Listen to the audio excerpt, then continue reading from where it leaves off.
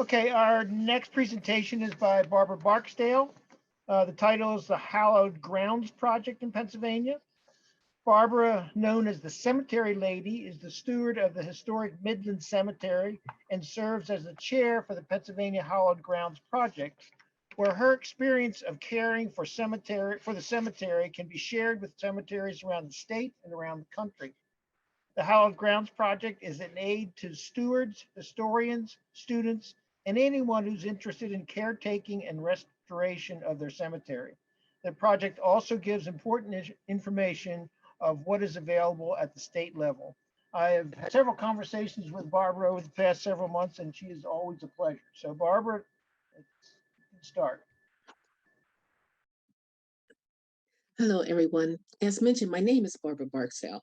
I am the chairperson for the Pennsylvania Hallowed Grounds and founder and president of the Friends Midland, the stewards of the historic Midland Cemetery located in Swain Township, right outside of Harrisburg.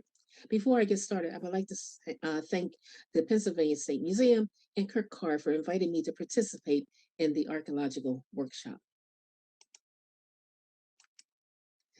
The mission of the Pennsylvania Hallowed Grounds is to document, preserve, and interpret the Pennsylvania's African American cemeteries and to honor the burial sites of Pennsylvania United States colored troops, known as the USCT, and the cemeteries in which they are interred. The organization supports the conservation and maintenance of cemetery properties, assists in building capacity of cemetery stewards, offer training, youth education, and interprets and honors the story of the USCT through commemorative events. And let me tell you a little bit about my journey with Midland before I get started into everything else. This is what led me to join up with the group headed at the time by Linwood Sloan before I became chair back in 2013. The picture to your far left there in the top corner is actually Midland Cemetery when I first got started. It was covered by weeds and trees and everything else. In the middle picture below the sign that says Historic Midland Cemetery is a picture that was taken over several years ago, actually, but it's looking even better today. It looks like a nice park where people can go and chill out and relax and meditate and just enjoy the weather when it's good out there. And the woman who is there in the top right-hand corner happens to be my great-great-grandmother, who I found out that was buried there or is buried there at Midland Cemetery. Her name is Harriet Quarles, and she's buried next to John Quarles. And I never met her, obviously, but I discovered that she was there after really getting into the research and history of Midland Cemetery. Now, let me tell you this. Okay, so the quest of the Hallowed Grounds, Pennsylvania Hallowed Grounds at the time, was to search for the cemeteries that host the bodies of the United States colored troops. But I myself, I wanted to find out, by going off subject, I would like to find the families of those that were linked to the USCT. Maybe this would include the enslaved, the freedmen, and those who came after the Civil War. That's what I was looking for. Where are the burial grounds? My own interest being Pennsylvania slaves, where are they? Who were they? Did they go to church? What duties did they have to attend to?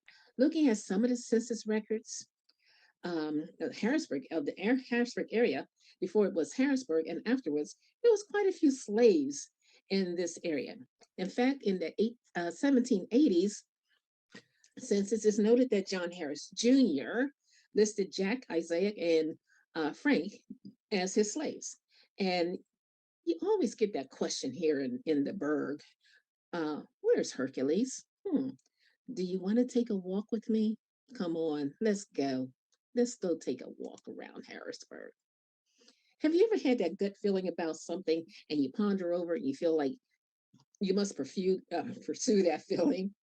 I've had that for a number of years. In fact, I even spoke to some of my dear friends years ago, Eric Liddell Smith and John Weldon Scott, years ago, about this feeling that I had of locating some of my ancestors. So let's take a walk and see if we can't find some of the ancestors. Taking a look at this clip mentions that Harrisburg was a small, dull area, a small place, a little place. It wasn't that big, just like everything, it has to grow. And so did Harrisburg. Who owned the land? Was it more than just John Harris? Yes, it was. Who owned the land? It actually says that the rich men of the town made hay and pastured their cows. In this same clipping, it mentions some of the owners, such as David Hummel. You've heard of Hummelstown, Christian Kunkel, and David Lingle, who owned the land near Market and Chestnut Streets. David Lingle, like in Linglestown. Okay, it made it talked about the land, the property, and also on the other side of the meadows, like the meadows that the cows were grazing in, the Meadow Lane. Okay. Now, believe it or not, this is a picture. Okay. It is, you may not be able to make it out because it is kind of rough, but it is made of sheepskin. It is the sheepskin map of Harrisburg. What I attempted to mark in green in the areas that I wanted to focus on for my journey are certain areas of the map that was of particular interest to me. You can see the small blocks with numbers, and the blocks are surrounded by street names: 2nd Street, 3rd Street, Market Street. And I'm still looking for the ancestors. So where are they on this little sheepskin map? In the 1780 census, there was 23 enslaved people enumerated in Harrisburg town. That's before it became a city. 6 of them were in the household of John Harris. At least that's all they did put in the enumeration files. Some of these enslavers were the Presbyterian faith. Other enslavers worshipped at the Zion German Lutheran, while other households in the 1800s had a mixture of enslaved and free people of color. The question is, where are they buried? All right. It is noted that John Harris Jr. donated land to both of the churches that was in the area. In fact, lot number 186 and lot number 187 were donated to the Lutheran Church at the original site until its burning. All right. So here we have an old map, and it tells me a lot, but at the same time, it doesn't tell me enough. So I have to keep digging. So let's go for another walk. Come on, jump on over here. My dear friend, Jeannie Glacier, was instrumental in locating these minutes of Firefight information that I had shared with her a while ago. I am not good with graphics, so she was able to help with the overlaying of the upcoming maps. This is the transcription, and I'm sorry that you really can't read it, but hey, we did our best, okay? And I'm not going to read the whole thing, but enough so that you can get the gist of what we're trying to do and where we're trying to walk to. It says, it was also agreed that the regulators in making the survey shall make lot number 15, 21 feet on Meadow Lane. Now remember that lane, Meadow Lane.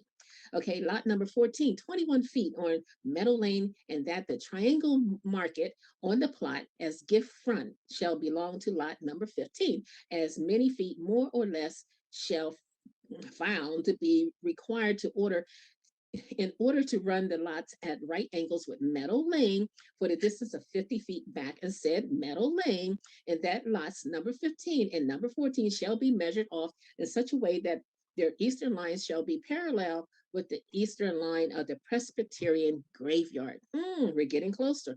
And that was done by Chairman Rudolph Kelker. So again, this is just old minutes that was found in the old archives. And we got to take a look at that.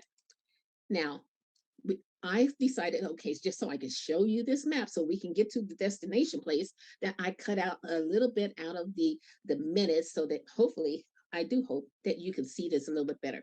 Now I'm going to try this. Use this pen over here so I can, I don't want to use the pen. Nah. How about the highlighter? I like the highlighter. Anyway, these plots are surrounded by Chestnut Street. And okay, folks, I hope you can see better than me because here's Chestnut Street right here. Okay, you're not going to get too much of any fanciness here, okay? 4th Street, and 4th Street is right up here. Da-da. All righty, Blackberry Alley. Here we go. Blackberry Alley right here. And then we also have the wonderful, famous Meadow Lane down here on the bottom. Okay, Meadow Lane, meaning that all those meadows that those men that I mentioned earlier, you know, they had to have Meadow Lane to separate it from somebody else's property. Anyway, when you're looking at this map, you will see the corner edge of the map is written as the African Cemetery right here. Yay! Oh my, we're almost there.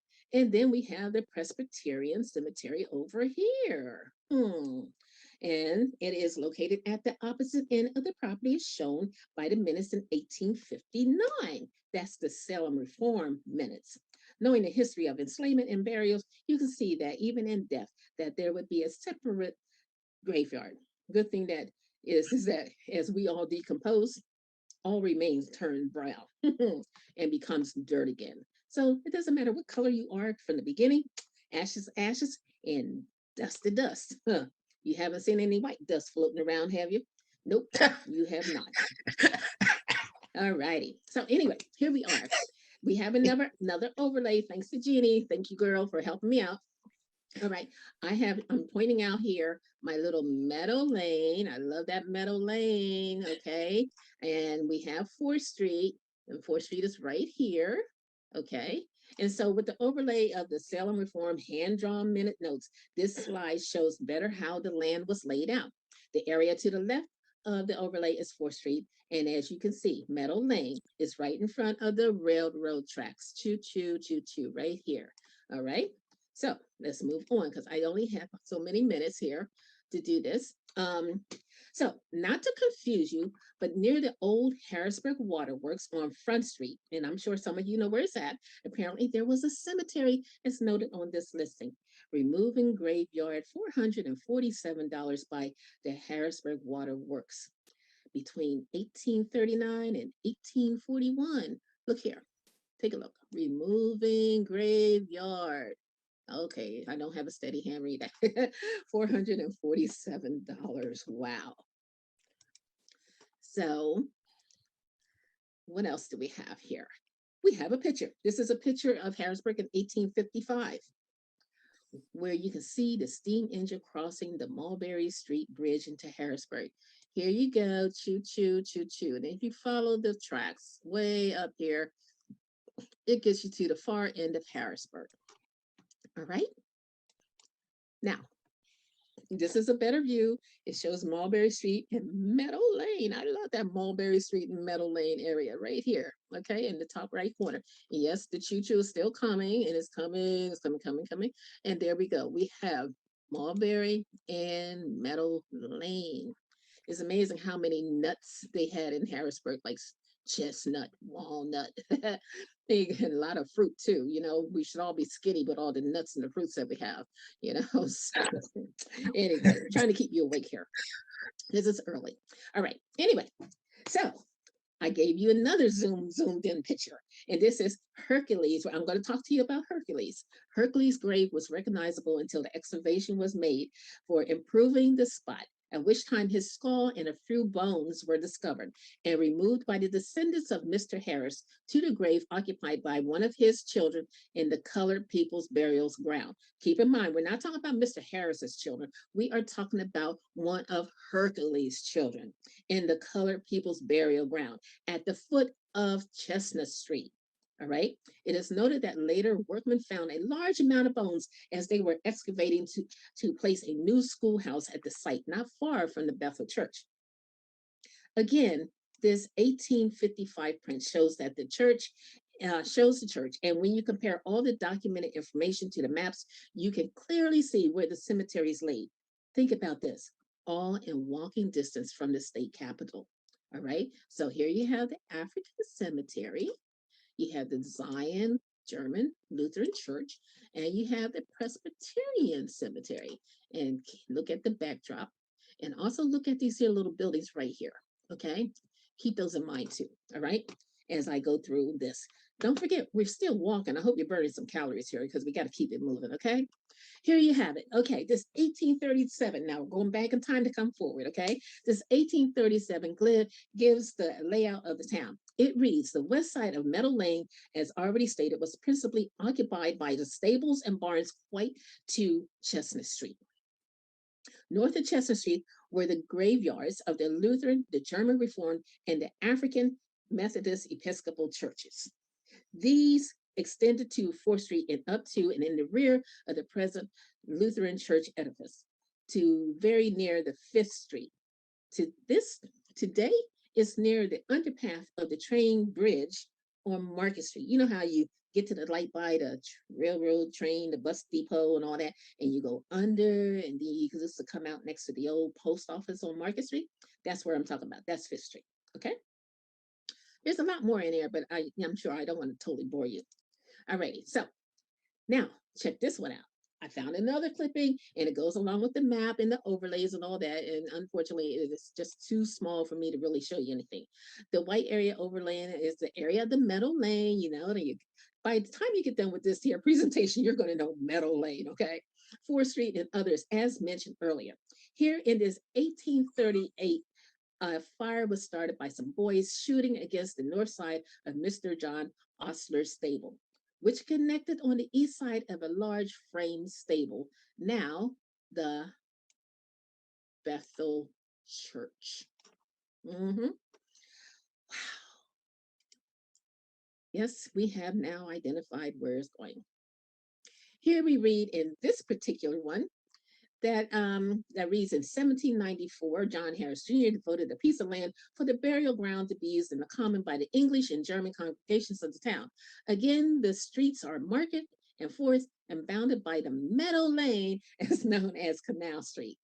Unfortunately, there was a lawsuit in 1879 by the Harris family who says that the land is theirs. The great thing about this clipping is that it has a lot of detail. As you see here, it says a lawsuit about a graveyard, all right? And it talks about John Harris, and then it goes through and it talks about the Presbyterian churches and all that. To me, it's like, they're trying to get the land back because they know it's going to be valuable, okay? So this is the bottom end of that same clipping. I try to give you a little bit more detail by cutting it out and making it bigger for you. All right. So anyway, hang with me now. We're still walking. We're still taking this journey. I know by now you done lost a whole lot of weight because we have been walking up and down 4th Street and Meadow Lane. All right. So that we can find out where people are. We're going to find these ancestors. I know you're going to help me find these ancestors. This is a continuation, as I said, of the slide or the clipping of 1879. Now, the good thing about this one is nice and neat, and it has alphabets in it. All right. So the E represents the ground given to the Presbyterian Church and now claimed by the Harris heirs. F right here is the ground donated to other churches for which deeds were passed. Then we have A right in here, right there. It represents Grace Alley that starts from Market Street and runs between the residence of John B. Simon and Frank Cummings' store. And here we have B, which is a private alley between Mrs. Hutton's property and the First Lutheran Church. The space is not marked, represents the property facing on Market 4th and Chestnut Streets and Meadow Lane, now Canal Street. It continues to say that the Presbyterian, the Lutheran, and German reform was given approval to remove the dead from their portion of the cemetery. They moved their bodies to the Harrisburg Cemetery, which started in 1842. It does not say that the colored graves were moved. They got theirs out, and you have to know that they weren't taking those colored people up there to the Harrisburg Cemetery because that wasn't going to happen. All right. So far, we know that their bodies are gone. And I found another article that says they were going to remove all the bodies and the headstones and everything else and get them all over there to the new Harrisburg Cemetery. They say adios, adios. Okay, so I know I got to keep talking fast, all right, because I'm going to run out of time.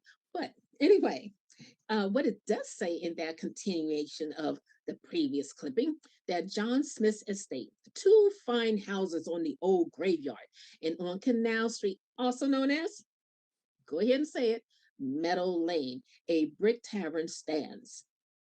Was the lawsuit finalized? I don't know. I can't be worried about it. But John Smith's estate, 2 fine houses on the old graveyard on Canal Street and Meadow Lane, also known as Meadow Lane, a brick tavern stands. Oh, it's such nice, wonderful people. Yes, nice, wonderful people. Anyway, come on, let's go. We got to go down this alleyway now. All right, so here we have the Lutheran Church. I had to get Jeannie to help me because the picture that I had done was so, I mean, it was so bad that it was like, it looked like you were looking through a sheet to see if you could see the church. Anyway, she got it cleaned up for me. And here we have the Lutheran Church as it was in the 1800s, and then how it looks now today. So when you look at the picture of the one from the 1800s, I'm not sure if these little things here on the side are headstones or not. Maybe it's just like markers to say this is the Lutheran Church or something. I'm not sure. Maybe somebody else can tell me that. But anyway, um, you know, I could be wrong about everything and anything. I'm not saying this is in concrete because it's not. All right. So it mentions in the church records, though, that the Lutheran Zion Church of Harrisburg, all that certain property of real estate, laid a burying ground situated in the said borough of Harrisburg. Now, went from town to a borough and bounded by 4th Street. And it goes on and on and on. The colored burying ground. Meadow Lane, okay, property of the Presbyterian Church and Blackberry Alley. Oh God, I must be either too early or too late. I need to go to bed. Okay. The white church, not like in white people, okay? Don't get it twisted, okay? We're talking about this white building that's standing here. It's the German Reformed Salem Church on 3rd Street. And it's deeded 1807, and then has other deeds, 4 deeds of the German Reformed Salem Church. And in the deeds, though, it says lot sold by the Lutheran Congregation of Harrisburg, May the 23rd, 1859, in which the colored graveyard is mentioned as a contiguous tract. All right. And so it talks about that. It goes on and on about certain things, the Blackberry Alley, the Lutheran Church, and running down 4th Street to Chestnut Street and to the African graveyard, hence along Meadow Lane to the Presbyterian graveyard. You can see that the colored bodies could not be moved because there was no place for them to go. Wesley AME Church did not get their cemetery until 1876, according to their cemetery deed on Boa Street. Yes, I pulled that deed. All right, folks, guess what? We finally walked over here. We are now here at Meadow Lane, okay? You surmise that the cemeteries or what is left of them, I have to surmise that the cemeteries or what is left of them are under the property of the Pennsylvania Railroad property, okay? This would include the parking lot and possibly the building. The building address would be Meadow Lane, okay?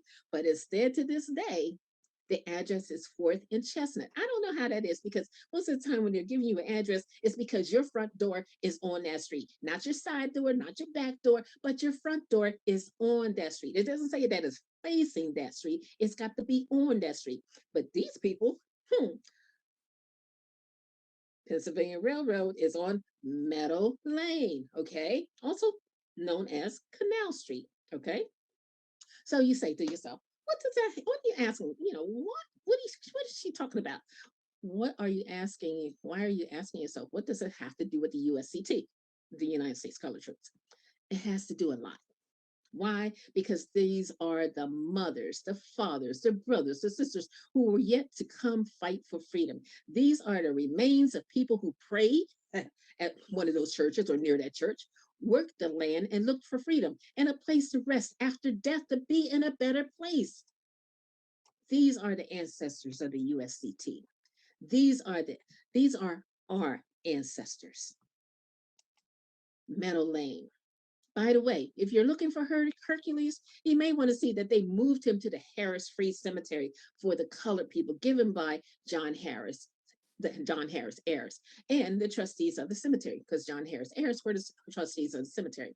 He was not moved to Lincoln as it was a pay per lot.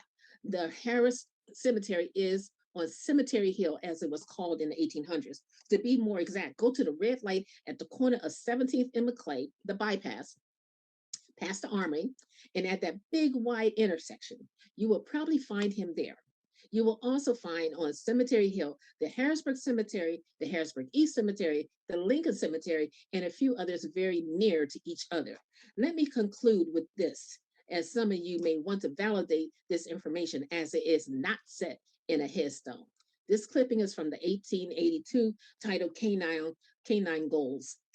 I hope you enjoyed your walk around Harrisburg. I hope you get a chance to read this. It talks about how the dogs were eating up everybody, including Mr. Hare, like in her street, his dogs was up there on 17th Street or in that vicinity of the Harrisburg Cemetery. The plots were free. If you were Black, you could get in for free, and you had to dig basically your own grave to get in there. But in either case, the dogs that was running loose and people were not buried down deep, not 6 feet, that these dogs were eating them up. That was for their breakfast, lunch, and snacks. Okay, so hopefully you'll get a chance to read this at some other time. I know I'm out of time, but anyway, I hope you enjoyed this. I hope you enjoyed your walk. And, if you have questions, let me know. Have a good day. Bye. Thank you, Barbara. That was a fascinating walk. I wonder how many steps I got in during that. Janet, do we have any questions? Do we have time for questions? We had a question that I have had a hard time finding projects that make DNA results available for personal identification of ancestry publicly available, which leads to the question of how community archaeology deals with the larger questions of dissemination of information and the scope and identification of a community's members beyond the local, especially in the current era when the digital has become an absolute necessity. I'm not really sure that that one's relative to Barbara's presentation, but I wondered if you have had any experience with that in the underground project.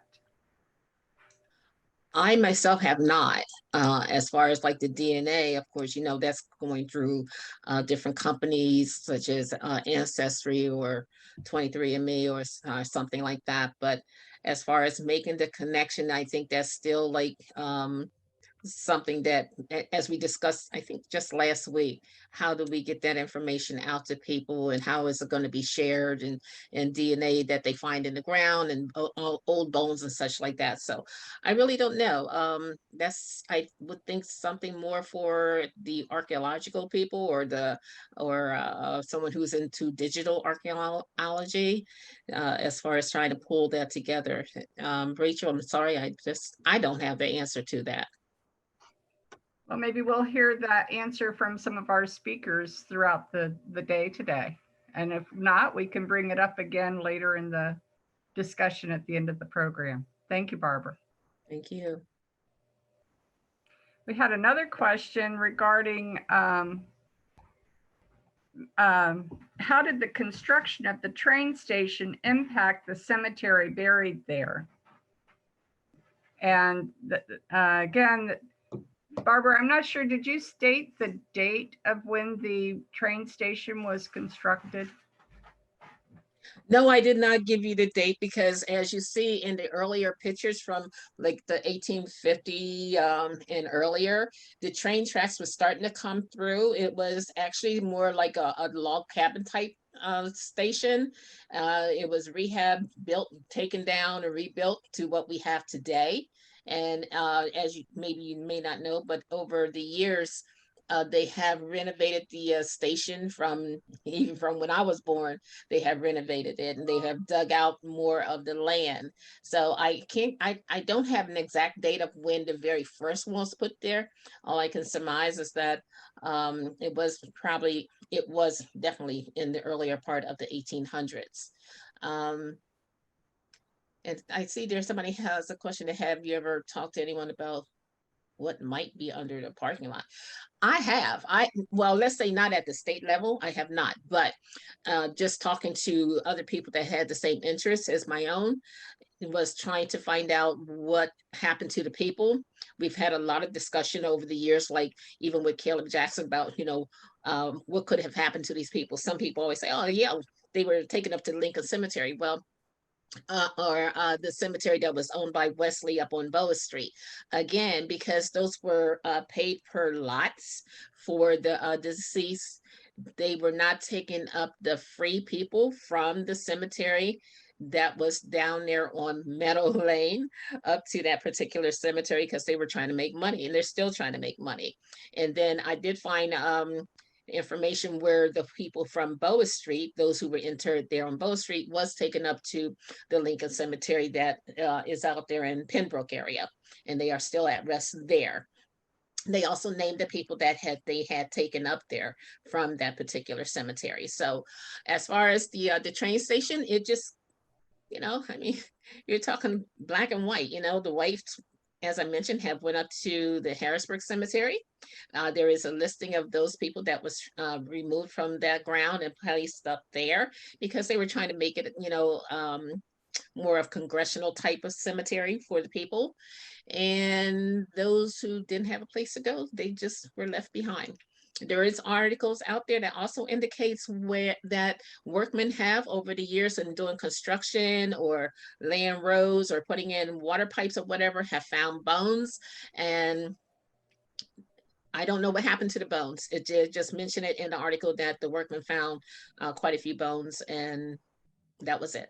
They never said if they were thrown back in the ground or if they were removed, or maybe they're at the museum. I don't know, but it is what it is. And all we can do is try to have a note maybe placed at the sites, and maybe for some of you archaeological people would like to go and, maybe do some ground penetrating radar, or possibly do some other kind of a way to find out, who or what is left there, and just go from there.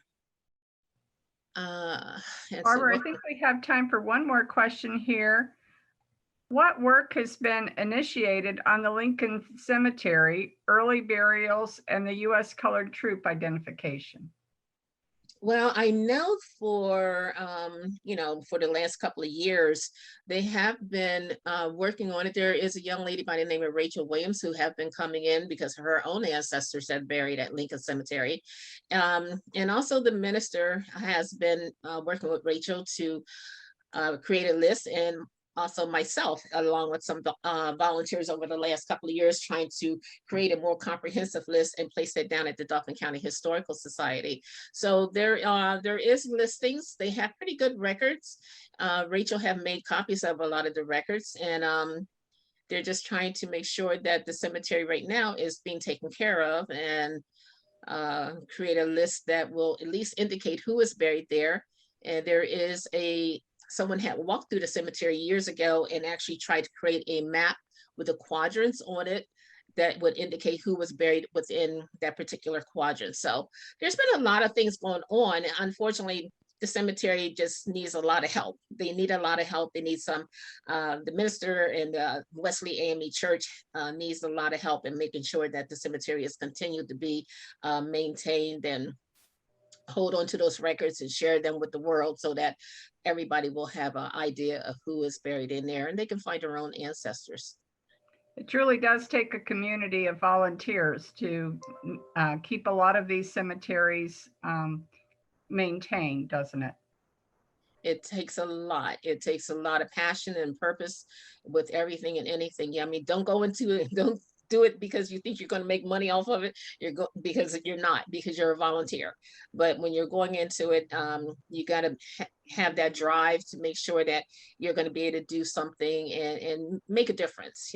So the bottom line is, create something, get a board, get people that it has a same like mind, and hopefully that they can work together and make a big difference in maintaining those cemeteries, not only for today, but also something that you can put in place that is going to last for many, many, many years to come, because we don't want our work to be done in vain.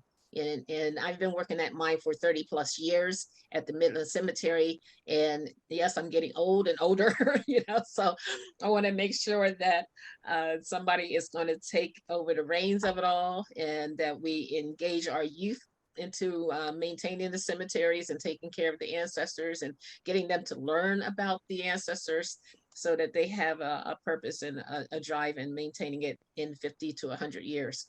And also making sure those records are not just kept in the basement of the church or the basement of the building, but they are placed where everybody can see them, and create some digital records so that you don't have to look at the original because they fade away, but put them out there where everybody can grab onto them. There's a young lady down in the York area, Samantha Dorm, who has been very good at trying to find information and helping and sharing information. And she's a whiz, it seems like, it putting things together where it looks good, and you're sharing maybe the obituary and stuff like that. You know, I'm not a tech person. I'm doing the best I can. And yes, I have a lot of records, and I have a lot of people, volunteers that's helping me to compile these records and get them out there. But anyway, we just need the support of the community. We need the support of the archaeological people. We need the support of this, the museums. And we also need support of those people that are at the federal level, so that we make sure that not only cemeteries here in Pennsylvania, but cemeteries around the country are maintained properly. And I don't mean just African-American cemeteries, I mean them all, because I still want to know where's that enslaver is buried at, so we can make a visit to them too, you know, and say, we're still here. We're still here. Okay. Absolutely. Anyway, Great. I do hope everybody enjoyed it, and you had your walk. And if not, once everything is done, get out there and find all those different locations that I already talked to you about. Okay. Thank you, Very Barbara. interesting, Barbara. Thank you. You're welcome.